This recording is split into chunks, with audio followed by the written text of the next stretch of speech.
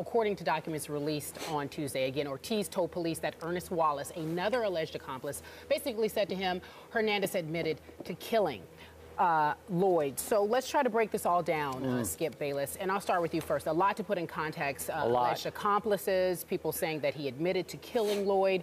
What's your reaction to all of this? Stephen A. Smith, obviously, I am not a lawyer. So I'll put it in layman's terms. This is my takeaway from the testimony of the associate Carlos Ortiz. I don't think this testimony in and of itself will do any damage to Aaron Hernandez. But I think it signals more testimony to come from other associates, and maybe even more from Carlos Ortiz himself, that will do damage to Aaron Hernandez. And it is somewhat reminiscent to me, Stephen A., and you'll remember the Michael Vick case. There were 3 associates of Vick who all testified against him in exchange for leniency, plea bargain agreements, that ultimately helped take down Michael Vick. And I think we're seeing the tip of that iceberg here with Aaron Hernandez. So let me quickly walk through what Carlos Ortiz says happened on that fateful night. He says he was in the car with the other 3 men, including the victim, the other associate, and Aaron Hernandez, but that when the car pulled over, 3 of them, the other 3, got out, according to Carlos Ortiz, to urinate in this dark industrial park, but that Carlos says he stayed in the car. Maybe, maybe not. I'm not sure I'm buying that part, but that's what he testified. He stayed in the car, and in the dark, he could not see what was happening near the car, but that he did hear gunshots, and that when they did return to the house, he was asked to retrieve a handgun from underneath the seat and take it into the house and give it to Aaron Hernandez. But he claims, Carlos Ortiz, that not until the next day did the other associate, Ernest Wallace, then tell him, yeah, Aaron shot the dude last night. So in the big picture of this, will that stand up in court, Stephen A. Smith? I think not remotely will that stand up in court.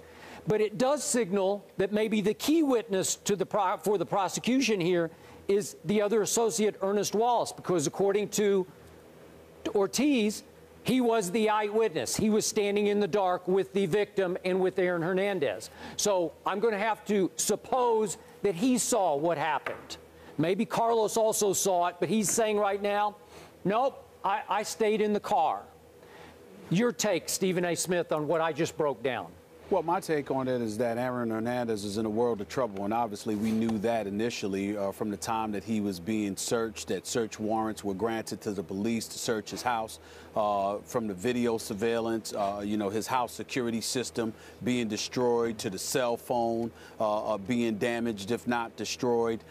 Clearly, there was a preponderance of evidence that continued to escalate, that continued to mount, that appeared to be on the verge of incriminating Hernandez to begin with.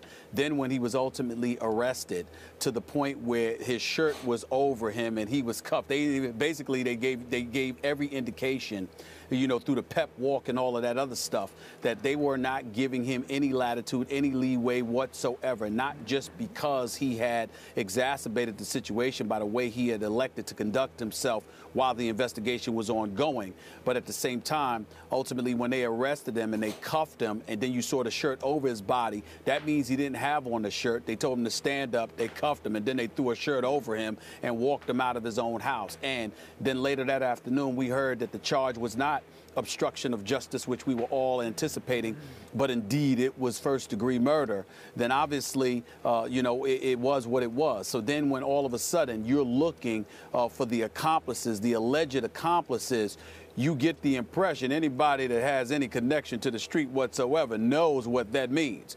There were witnesses, there were people that have information that could help the police in their investigation, and more importantly than anything else, if they were deemed to be accomplices, that means their behinds were on the line, and in more situations than not, you know that individuals are going to start singing like birds. So you anticipate the singing to be inevitable, and that's why it's not a surprise to me that we're hearing from Carlos Ortiz at this particular moment in time, where it really becomes incriminating for Aaron Hernandez on a circumstantial basis is the fact that there is video where you see him with a weapon, But evidently, the police can't find the weapon anywhere. They searched for days and days and days. So you got rid of the weapon, even though it's clear as day in the video surveillance, your home security system, that you are seen brandishing a firearm, which is perceived to be the murder weapon. You can't find that. Now you've got Carlos Ortiz saying he didn't get out the car. Well, Skip, here's something that's pretty obvious to surmise. If you are Carlos Ortiz and you were in the car with Wallace, and you were in the car with Odin Lloyd, and you were in the car with Aaron Hernandez, if you just went to take a leak, well, where's Odin Lloyd?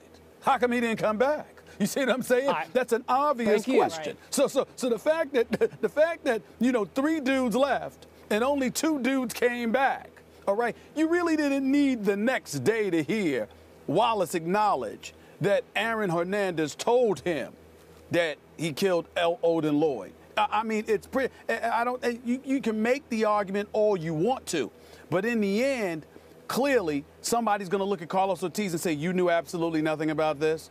You're trying to tell me you left and it was you heard gunshots. Only 2 of the 3 individuals came back, but you needed the next day to hear what happened." Stop. Nobody's buying that. Thank you. Right now, what you're hearing from Carlos Ortiz is somebody that's really trying to save his own hide. I don't blame him.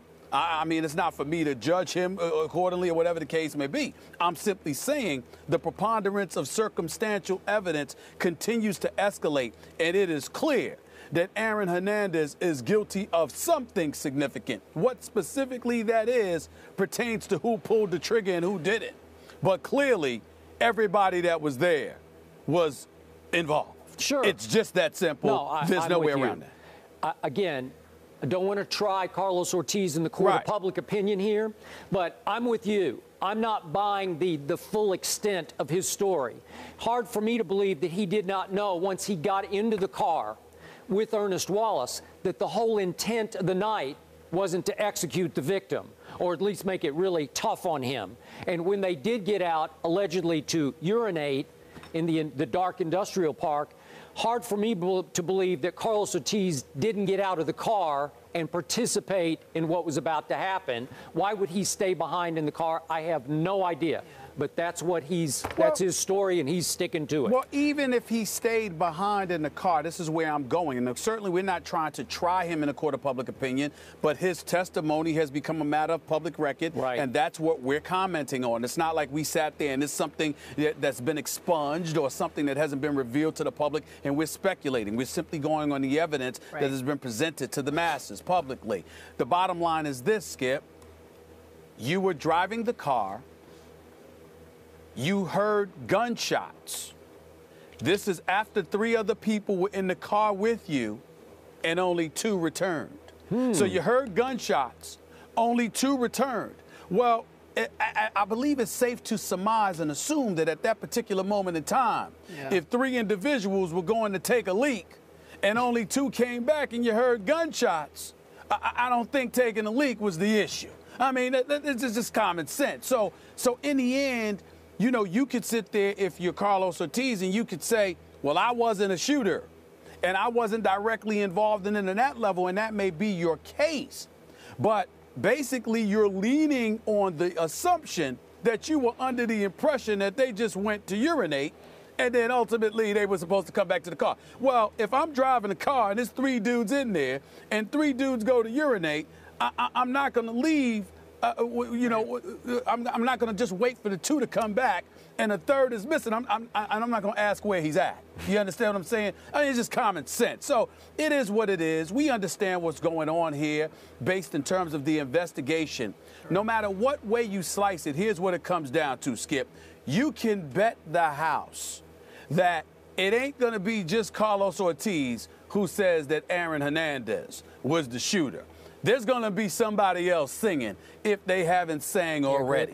Because if you already sang to Carlos Ortiz, you're going to sing to the police to save your own hide, which means that it's Aaron Hernandez's word against these other dudes. And at this particular moment in time, it doesn't look good for him because the police, based on the way Aaron Hernandez elected to conduct himself when the investigation initially started, slamming the door, locking it behind him, not being cooperative, destroying the home security system, then the cell phone.